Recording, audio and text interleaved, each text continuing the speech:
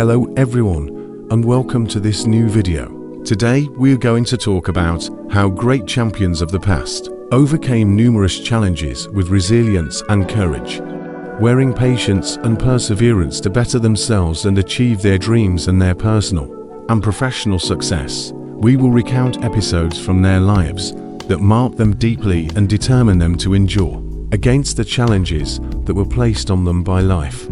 If you haven't subscribed yet, please click the subscribe button and activate the notification bell so you don't miss any new content. Thank you. Muhammad Ali Clay is considered one of the greatest heavyweights of all time. From the beginning, Ali distinguished himself as a charismatic, controversial figure both in and out of the ring. His media and social impact was unprecedented in the competitive world. He is one of the most recognizable athletes of all time, having been named Athlete of the Century by such publications as Sports Illustrated and Sports Personality of the Century by the BBC. He was also the author of several best-selling books, including The Greatest, My Own Story, and The Soul of a Butterfly.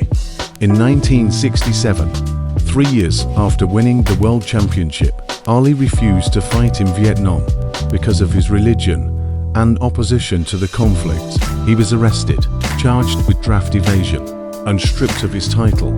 He did not fight for the next 3 years. Ali's appeal reached the US Supreme Court, which overturned the conviction in 1971. His fight as a draft dodger made him an icon of the 1960s. Muhammad Ali was an outfielder with a personal story that works better than 1,000 coaching sessions. One of his leadership traits, later borrowed by politicians and athletes who would come after him, was the ability to handle interviews in such a way as to squeeze into the answers some non-sporting issue he cared about, a skill that led him to become a spokesman for dozens of social and anti-racist causes. It made him popular all over the world, loved on 5 continents, and lamented by all the world's greats, even Barack Obama. In a message read at the funeral in Louisville, the US president wrote, "Muhammad Ali was America. Muhammad Ali will always be America. The man we celebrate today is not just a boxer or a poet or an agitator or a man of peace. He was not just a Muslim or an African American or a kid from Louisville. He was not just the greatest of all time. He was Muhammad Ali." At the end of his career, Ali was diagnosed with Parkinson's disease, a neurodegenerative disorder. Despite his physical challenges, he remained a global ambassador and continued to inspire millions with his resilience and humanitarian efforts. Muhammad Ali was much more than a boxer. He was a symbol of courage, perseverance, and determination. His life and career are a testament to the human ability to face adversity with dignity and inner strength.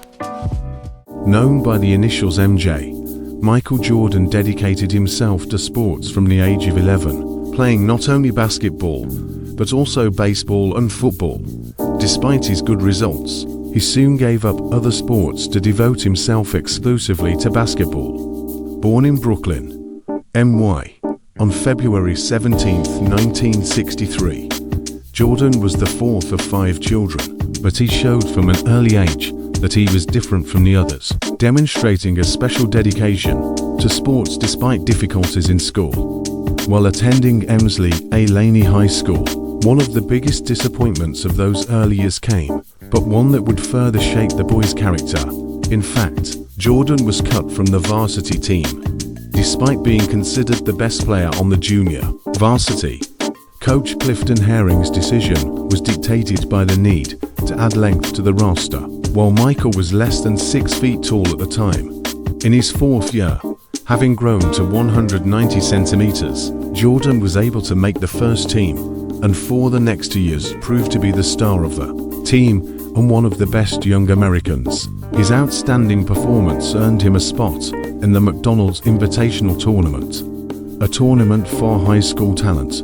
At the end of his high school career, Michael expressed his desire to play for the University of North Carolina, which he chose from among numerous offers. The 3 years of college were pivotal in MJ's full maturation. The most memorable event of those 3 years, however, occurred at the end of his freshman year. Despite being a freshman, MJ played the entire season on the quintet and helped lead the team to the 1982 national finals.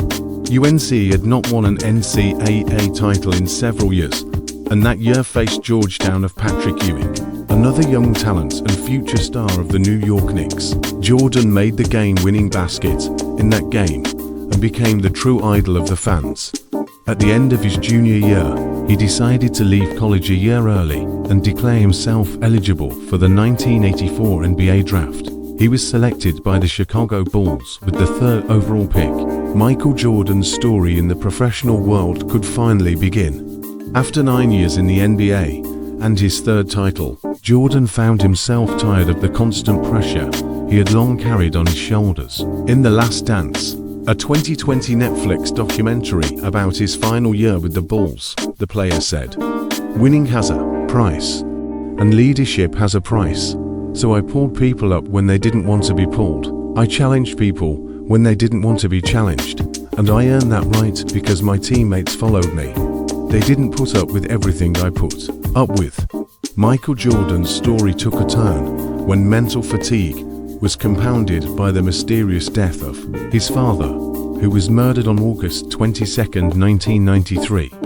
Following the news, Jordan announced his retirement from basketball, only to return later and stun everyone with a career ending that could not have gone any better. Jordan made several winning shots during his career and said, "I have missed more than 9,000 shots in my life. I have missed almost 300 games. 26 times my teammates entrusted me with the winning shot and I missed it. I have failed many times, and that's why I won everything in the end." The story of Diego Maradona is a compelling saga that combines soccer genius with personal challenge and resilience. Born on October 30, 1960, in a poor neighborhood of Buenos Aires, Maradona showed exceptional soccer talent from an early age. Growing up in difficult circumstances, he learned to defy adversity through his passion for the game. The first team Maradona played for was Estrella Roja, his father's team. From 1976 to 1981, he later joined his father's team, Boca Juniors, in 1982. Maradona moved to Europe and signed with Barcelona. Here he faced and overcame the pressures of European soccer, proving himself to be one of the best players in the world. In 1984, he began his adventure with the Azzurri team, Napoli. At the presentation, Maradona said he wanted to become the idol of the poor children of Naples, as they reminded him of his childhood in Buenos Aires during the 1986 FIFA World Cup in Mexico. Maradona scored two famous goals. The first was the controversial Hand of God goal, which he scored with his hand. The second was the goal of the century, in which he dribbled past half of the opposing team. This tournament cemented his status as a legend, despite facing personal challenges such as drug addiction and health issues. Maradona's resilience helped him overcome these difficulties. From the early 1980s until 2004, Maradona struggled with cocaine addiction. In his 2000 biography, he admitted to starting his drug use in 1983 while playing for Barcelona. Unfortunately, his consumption became a full-blown addiction during his time in Naples, which began to interfere with his ability to play soccer. After retiring from playing soccer in 2008, he was appointed coach of Argentina, replacing the resigning Alfio Bossel. He has received numerous other individual awards. He shares the official FIFA award for Best Player of the 20th Century with Pelé. Maradona has been involved in many social and humanitarian activities. He tried to use his fame to help those who were less fortunate, showing a generous and supportive side to his personality. Diego Maradona died of cardiac arrest on November 25, 2020.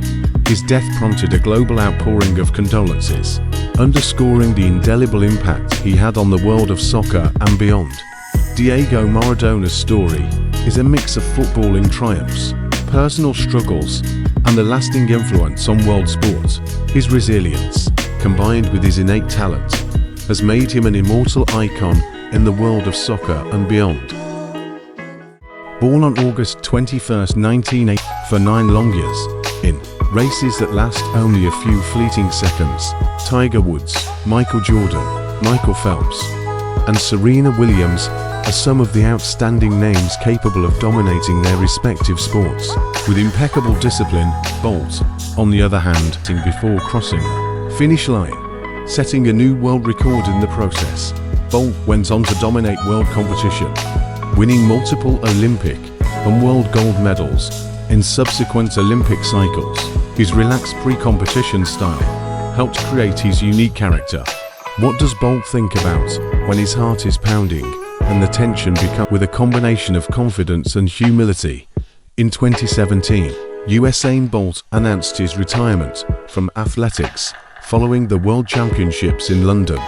The transition from the world of competition was a significant one, requiring adjustments and reflection on his legacy. After retirement, Bolt remained active in the world of sports, expressing an interest in football. He has also embarked on entrepreneurial ventures and philanthropic endeavors in his home country. More than just a sprinter, Usain Bolt is an inspirational figure who has shown how resilience, determination and dedication can change a life. His contributions go beyond speed records, influencing athletes, sports fans, and aspiring champions around the world. Thank you for making it to the end. If the content was helpful to you, please leave a like and comment to support the channel. Thank you, and here's to an upcoming Mind Academy video.